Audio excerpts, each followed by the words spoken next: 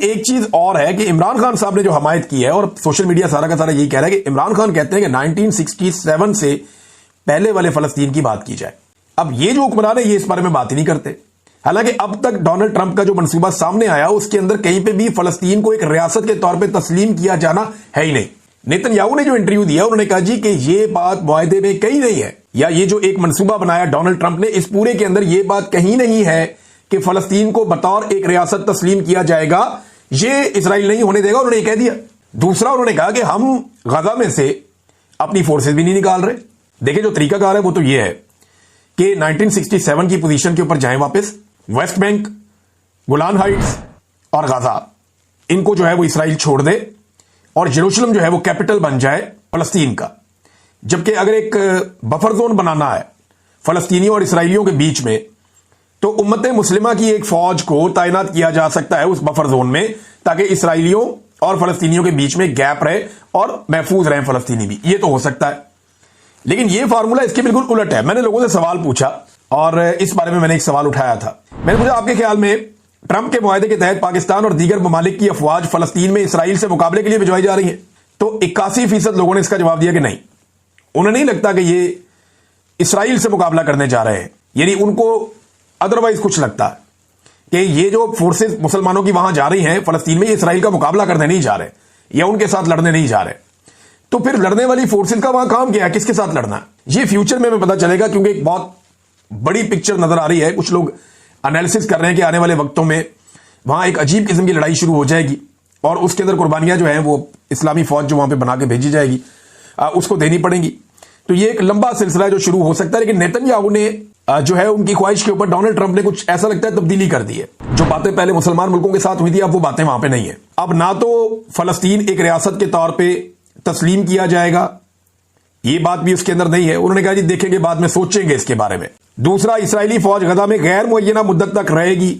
غزہ سے اسرائیلی فوج کے انخلاء کا نیتن یاہو کو ویٹو پاور دے دیا ڈونلڈ ٹرمپ نے کہ ٹھیک ہے آپ جب چاہیں وہاں پہ آپ رہ سکتے ہیں اور جب آپ نہ چاہیں تو آپ کو وہاں سے کوئی نہیں نکالے گا۔ مثال کے طور پہ اسرائیلی وزیر اعظم نیتن یاہو نے کہا، اور یہ میں ان کا سٹیٹمنٹ آپ کو پڑھ کے سنا رہا ہوں، انہوں نے کہا کہ امریکی صدر سے فلسطینی ریاست پر اتفاق نہیں کیا۔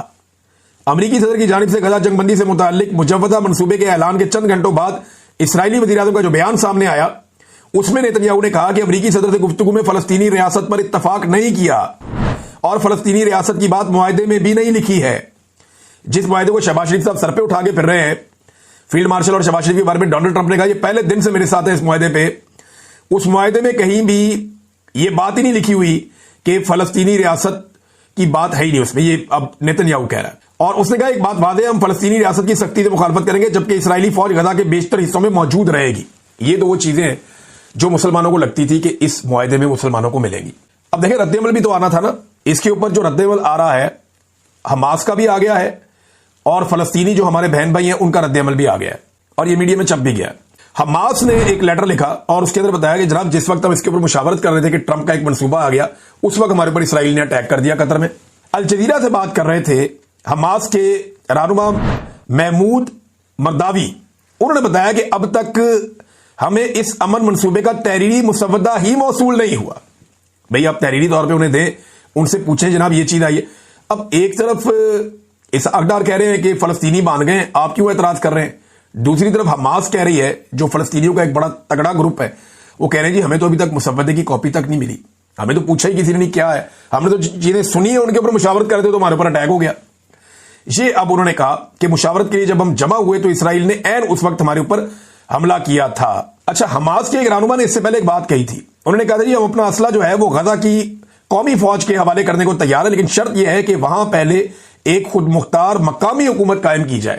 لیکن یہاں ڈونلڈ ٹرمپ جو ہے وہ خود بننا چاہتے ہیں سربراہ، اور اس کا ایک اہم جو ہے وہ رکن بنانا چاہتے ہیں ٹونی بلیئر کو۔ اچھا، ٹونی بلیئر کا نام میں آپ کو یہ بتاؤں کہ وہ ایسا محسوس ہوتا ہے اور کچھ لوگ یہ کہہ رہے ہیں کہ وہ اسرائیل کی جانب سے دیا گیا، کیونکہ ٹونی بلیئر کو وہ بہت پسند کرتے ہیں شاید نیتن یاہو، اور ان کی جانب سے یہ نام آیا کہ یہ جو ٹونی بلیئر ہیں ان کو شامل کیا جائے۔ ممکن ہے وہاں سے آیا ہو یا ممکن ہے کہ ڈونلڈ ٹرمپ کی اپنی چوائس ہو، لیکن ٹونی بلیئر جو ہے وہ مرکز نگاہ بن گئے اس سارے کھیل میں کہ انہیں ایک اہم پلیئر کے طور پہ لایا جائے اس سارے معاملے میں۔ غزہ کے لوگوں سے کچھ انٹرویوز کیے گئے، ڈان میں یہ انٹرویوز چھپے بھی ہیں، اور یہ فرانسیسی خبر رساں ادارہ ہے AFP، उनकी एक रिपोर्ट जारी हुई है। उसके मुताबिक गजा में जो वहां के रिहायशी हैं उन्होंने ट्रंप के अमन मंसूबे को एक तमाशा करार दे दिया है। अमन मंसूबे पर शकों को शुबहात का इजहार करते हुए इसे तमाशा करार दे दिया, ये हेडलाइन है।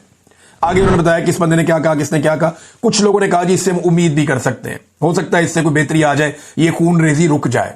लेकिन ज्यादा लोगों ने, अक्सरियत ने जो कहा वो उन्होंने अपनी हेडलाइन बना दी कि गजा के लोगों का रद्दअमल भी आ गया, हमास का रद्दअमल भी आ गया और पाकिस्तान के अंदर से भी लोगों का रद्दअमल आ गया। अब शहबाज शरीफ और फील्ड मार्शल आसिम मुनीर साहब ने किस बुनियाद पे डोनाल्ड ट्रंप को 100% यकीन दहानी करवाई कि जैसे आप कहेंगे वैसा हो जाएगा, और मुकम्मल सपोर्ट उनको दे दी, जबकि पाकिस्तान के अंदर भी एक कंसेंसस बना नहीं है। नाज़रीन, पाकिस्तान में सबसे ज्यादा जो किट लग रही है ना, वो मौलवियों की लग रही है, जिन्होंने सारी जिंदगी पाकिस्तानियों को चूरन बेचा कि जनाब हम जेरूसलम जा रहे हैं, हमने ये कर देना है, हमने वो कर देना है। कोई नाम लेके दिखाए, कोई ये करके दिखाए, कोई ये वाली बात करके दिखाए, हम वो कर देंगे। उधर जनाब शहबाज शरीफ साहब के फोटोज आ रहे हैं बेहतरीन किस्म के, खुशगवार मूड के अंदर, अमेरिकन ज्यूज कांग्रेस के सदर के साथ, और जनाब साथ वफद के अंदर एक खातून मौजूद हैं जो प्रो इसराइल हैं बहुत ज्यादा, और उनको एक्सेस भी है शहबाज शरीफ साहब के जो है वो सीक्रेट फाइल्स तक, और वो ये क्लेम भी करती हैं कि अब पाकिस्तान इसराइल को तस्लीम कर ले और कर लेगा। तो ये बड़ी इंटरेस्टिंग चीज है। लेकिन इसके ऊपर जो सबसे ज्यादा मजा आ रहा है ना, वो मौलवियों का आ रहा है, जिन्होंने सारी जिंदगी कौम को बेवकूफ बना के माल बनाया।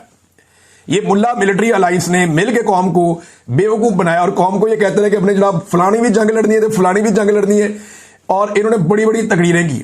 लेकिन आज ये दोनों बिल्कुल ऐसे चुप बैठे, सुम्मुम बुकमुन, यानी बिल्कुल खामोश, चुप, गुमसुम, चूड़ी निकल रही इनकी। और वजह जो है सवाए फजलुर रहमान साहब के, फजलुर रहमान साहब इस पॉलिटिक्स को जानते हैं और उन्हें पता है कि होना के बड़े जीरक सियासतदान है, उनकी सियासत इसके ऊपर खड़ी है। उन्होंने स्टेटमेंट देने शुरू किए, लेकिन मेरा नहीं ख्याल कि एस्टेब्लिशमेंट के लिए फजलुर रहमान साहब को मुश्किल बनेंगे अगर वो ये फैसला कर लेंगे, क्योंकि फजलुर रहमान साहब कोई ना कोई रास्ता निकाल लेते होते हैं, यहां से भी निकल ही आएगा। नाजरीन, अब आ जाए गंडापुर साहब वाले मामले पे। देखिए, परवेज खटक ने, महमूद खान ने, उस्मान बुज़दार ने, और बहुत सारे इमरान खान साहब के साथी हैं, दोस्त हैं, असद उमर हैं, अली जैदी हैं, इमरान इस्माइल थे, बहुत सारे और लोग हैं, ढेर लगा हुआ है। सबने इमरान खान साहब से गद्दारी की, लेकिन किसी ने उनकी फैमिली पे हमला नहीं किया। ये हमला गंडापुर ने किया, और गंडापुर ने ये हमला उस वक्त किया